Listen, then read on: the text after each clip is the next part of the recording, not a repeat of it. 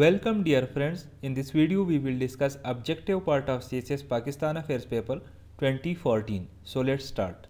Question is, what is the birthplace of Sheikh Ahmad Sarhindi? Sheikh Ahmad Sarhindi कहाँ पैदा हुए थे? So the answer is Sirhind. यहाँ पर शेख अहमद सरहिंदी के बारे में कुछ और इन्फॉर्मेशन है.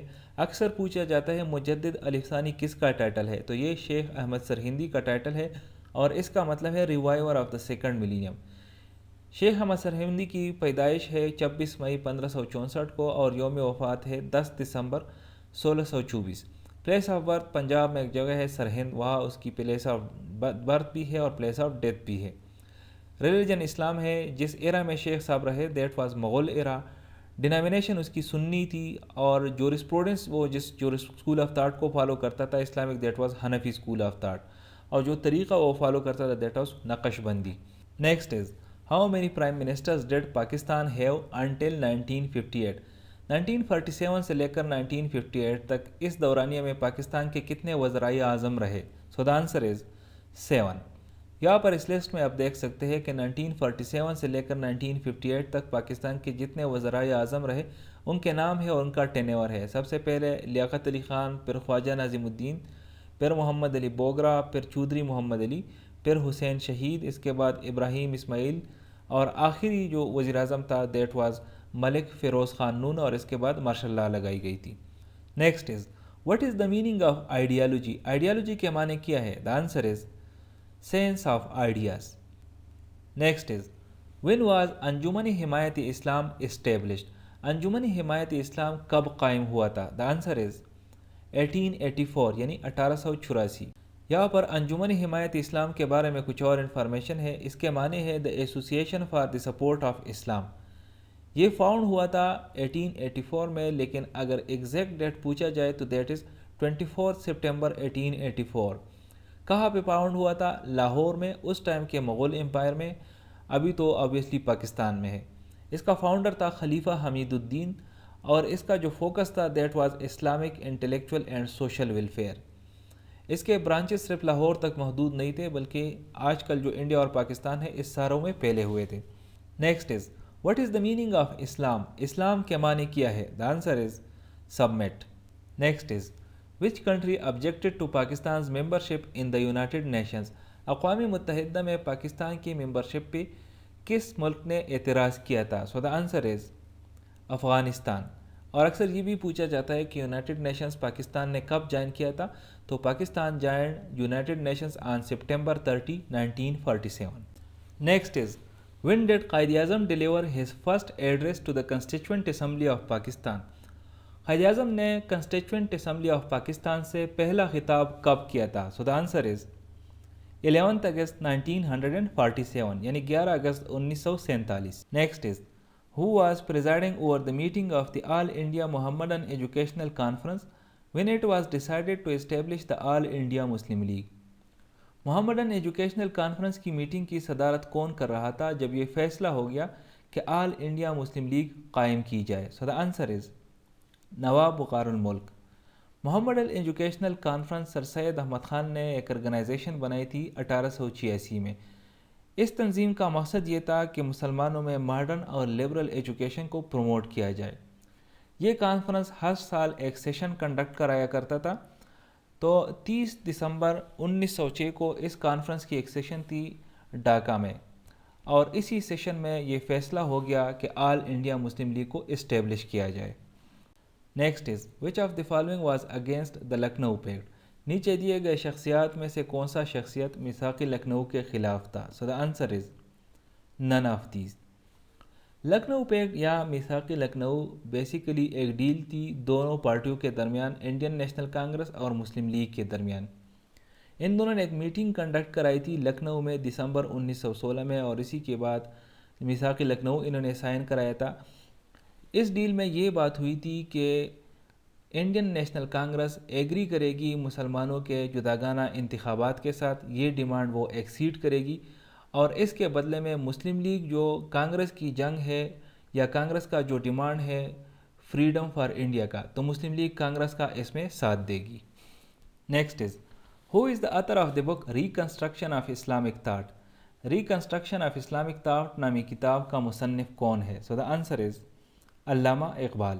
Next is who propose to become the joint governor general of both India and Pakistan.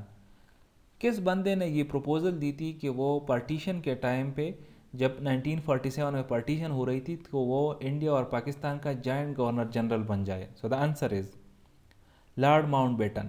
لیکن قائد اعظم نے لارڈ ماؤنٹ بیٹن کا یہ آفر ریجیکٹ کیا تھا اور خود گورنر جنرل بن گیا تھا پاکستان کا. Next is where is Mangla dam located. Mangla dam کہاں پہ واقع ہے؟ So the answer is none of these. Mangla dam اصل میں واقع ہے میرپور ڈسٹرکٹ میں، جو کہ آزاد جموں اینڈ کشمیر کا ایک ڈسٹرکٹ ہے. اور یہ کس ریور پہ بنا ہے؟ It is built on Jhelum river. Next is who was the first student to enrol at Darul Uloom Deoband. Darul Uloom Deoband میں سب سے پہلے کس طالب علم نے داخلہ لیا تھا؟ سو دا آنسر از مولانا محمود حسن دیوبندی. دارالعلوم دیوبند کے بارے میں کچھ اور انفارمیشن ہے. اکثر پوچھا جاتا ہے کہ یہ کب بنا تھا. So it was found on May 30 1866. پہلا ہیڈ ماسٹر اس کا مولانا محمد قاسم ننتوی تھا. لوکیشن اس کی انڈین اسٹیٹ اتر پردیش میں ایک سٹی ہے سہارنپور، اس میں ایک ٹاؤن ہے دیوبند، اور اسی وجہ سے اس کو دارالعلوم دیوبند کہا جاتا ہے. اس کے فاؤنڈرز میں سے مولانا محمد قاسم ننتوی کے علاوہ مولانا رشید احمد گنگوہی بھی تھے، اور curriculum obviously Islamic studies. Next is when did sir Syed Ahmad Khan retire. Sir Syed Ahmad Khan کب ریٹائر ہوئے تھے؟ The answer is 1876. Sir Syed Ahmad Khan کے بارے میں کچھ اور انفارمیشن ہے. اکثر ڈیٹ آف برتھ یا ڈیٹ آف ڈیتھ کے بارے میں پوچھا جاتا ہے. تو وہ پیدا ہوا تھا 17 اکتوبر 1817 کو. کہاں پہ پیدا ہوا تھا؟ دہلی میں. اور وفات کب ہوئی تھی؟ 27 مارچ 1898 کو. اس ٹائم اس کی عمر تھی 80 سال. پلیس آف ڈیتھ جو ہے تو علی گڑھ ہے انڈیا میں. اور نوٹیبل ورک اس کے جو ہے محمد ان کمیونٹیز کے ساتھ بہت سارے بکس اس نے بھی لکھے ہیں. اس کا ایک بیٹا تھا سید محمود، اور ایوارڈز اس کو ملے تھے star of India. Next is which Indian prime minister was in office during the Tashkent declaration. Tashkent declaration کے وقت انڈیا کا وزیر اعظم کون تھا؟ سو the answer is Lal Bahadur Shastri. تاشکنڈ declaration کے بارے میں کچھ اور انفارمیشن ہے کہ یہ ایک پیس ٹریٹی تھی انڈیا اور پاکستان کے بیچ. اس کا کنٹیکسٹ کیا تھا کہ انڈو پاکستان وار ہوا تھا 1965 میں، اور دونوں ویرنگ اسٹیٹ جو تھے وہ ٹیبل پہ بیٹھ گئے تھے تاشکنڈ ڈکلیریشن کے لیے.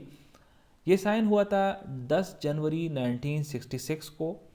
لوکیشن اس کی تھی تاشکنت ازبکستان. اس ٹائم پہ یو ایس ایس آر ہوا کرتا تھا. میڈیٹر تھا الیگزی کوسیجین. الیگزی کوسیجین اس وقت یو ایس ایس آر کا ڈپٹی پریمیئر تھا، جو کہ بعد میں پریمیئر بھی بنا تھا، لیکن اس ٹائم پہ ڈپٹی پریمیئر تھا. سگنیٹریز اس کے انڈیا کے پرائم منسٹر لال بہادر شاستری اور پاکستان کے پریزیڈنٹ محمد ایوب خان تھے، اور parties obviously India and Pakistan. Next is on which of the following historical figures did Altaf Hussain Hali write حیات جاوید. الطاف حسین حالی نے حیات جاوید کس تاریخی شخصیت پر لکھی تھی؟ The answer is sir Syed Ahmad Khan. Next is who imposed the first martial law in Pakistan. Pakistan میں پہلی مارشل لا کس نے امپوز کرائی تھی؟ So the answer is Iskandar Mirza. یہاں پر سلائیڈ میں آپ پاکستان میں جتنے بھی مارشل لاز لگے ہیں ان کی ہسٹری آپ دیکھ سکتے ہیں کہ پہلی مارشل لا 7 اکتوبر 1958 کو اسکندر مرزا نے امپوز کی تھی، اور اس وقت 1956 کا جو کنسٹیٹیوشن تھا اس کو ایبروگیٹ کیا تھا. پھر دوسری مارشل لا 1969 میں 25 مارچ 1969 کو یحییٰ خان نے امپوز کی تھی. تیسری مارشل لا جو تھی وہ 5 جولائی 1977 کو جنرل ضیاء الحق نے امپوز کی تھی، اور اس وقت پرائم منسٹر بھٹو کو ڈپوز کیا تھا. اور جو چوتھی مارشل لا تھی 2007 میں، وہ مشرف نے 3 نومبر 2007 میں لگائی تھی. 14 اکتوبر 1999 میں جب مشرف پاور میں آ گیا تو اس نے مارشل لا نہیں لگائی تھی، لیکن اس نے اسٹیٹ آف ایمرجنسی ڈکلیئر کی تھی. Next is which Pakistani governor general dissolved the first constituent assembly. کس پاکستانی گورنر جنرل نے پہلی کنسٹیچوئنٹ اسمبلی ڈیزالو کی تھی؟ سو the answer is Malik Ghulam Muhammad. First constituent assembly کے بارے میں کچھ اور انفارمیشن ہے. 10 اگست 1947 کو اسی کنسٹیچوئنٹ اسمبلی کا پہلا سیشن ہوتا ہے. 11 اگست 1947 کو قائد اعظم یہی کنسٹیچوئنٹ اسمبلی پریزیڈنٹ الیکٹ کرتی ہے اپنی، اور ساتھ ہی نیشنل فلیگ بھی اپروو کرتی ہے. پھر 12 اگست 1947 کو ایک ریزولوشن پاس ہوتی ہے جس میں قائد اعظم کو جناح کو قائد اعظم کا ٹائٹل دیا جاتا ہے اور ایک کمیٹی فارم کی جاتی ہے فنڈامنٹل رائٹس پہ۔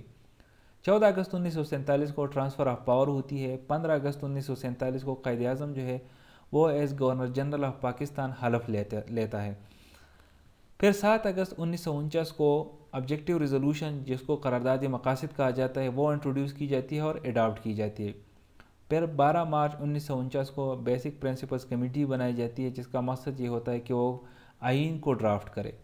16 اکتوبر 1951 کو ایک بلیک ڈے آ جاتی ہے کیونکہ لیاقت علی خان کو اساسینیٹ کیا جاتا ہے اور پھر ناظم الدین جو ہے وہ پاکستان کا دوسرا پرائم منسٹر بن جاتا ہے۔